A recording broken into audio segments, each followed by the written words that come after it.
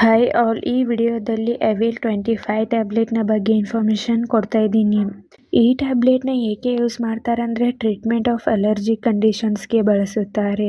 ಈ ಅಲರ್ಜಿ ರಿಯಾಕ್ಷನ್ಸ್ನ symptoms runny nose, watery eyes, ಸೀನುವಿಕೆ, ಉಸಿರಾಟದ ತೊಂದರೆ, ಹಾಗೆ ಟ್ರೀಟ್ಮೆಂಟ್ ಆಫ್ ವರ್ಟಿಗೋ ಮತ್ತು ಟ್ರೀಟ್ಮೆಂಟ್ ಆಫ್ ಅಪೆಟೈಟ್ ಸ್ಟಿಮ್ಯುಲೆಂಟ್ ಮತ್ತು ಟ್ರೀಟ್ಮೆಂಟ್ ಆಫ್ ರೆಸ್ಪಿರೇಟರಿ ಡಿಸೀಸ್ಗೂ ಕೂಡ ಈ ಟ್ಯಾಬ್ಲೆಟ್ನ ಬಳಸುತ್ತಾರೆ. ಮಾರ್ನಿಂಗ್ ಸಿಕ್ನೆಸ್, ಮೋಷನ್ ಸಿಕ್ನೆಸ್ ಮತ್ತು treatment of skin allergy conditions. Skin ಅಲರ್ಜಿಗೂ ಕೂಡ ಈ ಟ್ಯಾಬ್ಲೆಟ್ನ ಬಳಸುತ್ತಾರೆ. ಇನ್ಫ್ಲಮೇಷನ್, ಈಚಿಂಗ್, ರೆಡ್ನೆಸ್, ಇರಿಟೇಷನ್ ಆಗ್ತಾ ಇದ್ರೂ ಕೂಡ ಈ ಟ್ಯಾಬ್ಲೆಟ್ನ ಬಳಸುತ್ತಾರೆ. ಈ ಟ್ಯಾಬ್ಲೆಟ್ನ ಹೇಗೆ ಯೂಸ್ ಮಾಡಬೇಕಂದ್ರೆ ನಿಮ್ಮ ವಯಸ್ಸಿಗೆ ಅನುಗುಣವಾಗಿ ಡೋಸ್ ಮತ್ತು ಡ್ಯೂರೇಷನ್ನ ನಿಮಗೆ ನಿಮ್ಮ ಡಾಕ್ಟರ್ಸ್ ಅಡ್ವೈಸ್ ಮಾಡುತ್ತಾರೆ. ನಿಮಗೆ ನಿಮ್ಮ ಡಾಕ್ಟರ್ಸ್ ಅಡ್ವೈಸ್ ಮಾಡಿದ ಹಾಗೆ ಈ ಟ್ಯಾಬ್ಲೆಟ್ನ ತೆಗೆದುಕೊಳ್ಳಿ.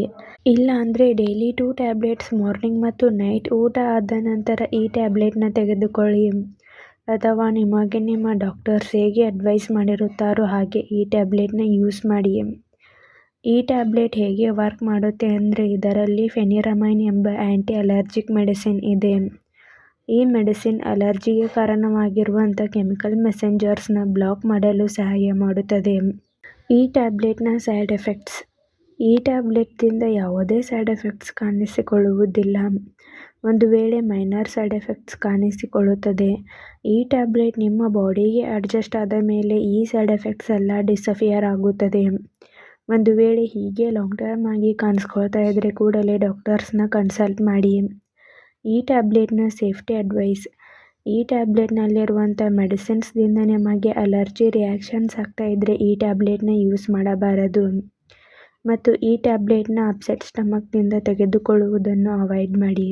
ಮತ್ತು ಈ ಟ್ಯಾಬ್ಲೆಟ್ನ ತೆಗೆದುಕೊಳ್ಳುವಂಥವರು ಆಲ್ಕೋಹಾಲ್, ಡ್ರೈವಿಂಗ್ ಮತ್ತು ಸ್ಮೋಕ್ನ ಅವಾಯ್ಡ್ ಮಾಡಿ.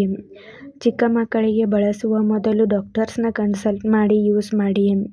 ಮತ್ತು kidney, liver, heart related problems ಇದ್ದವರು, glaucoma, asthma, high blood pressure ಇರುವಂಥವರು ಡಾಕ್ಟರ್ಸ್ನ ಕನ್ಸಲ್ಟ್ ಮಾಡಿ ಈ ಟ್ಯಾಬ್ಲೆಟ್ನ ಯೂಸ್ ಮಾಡಿ.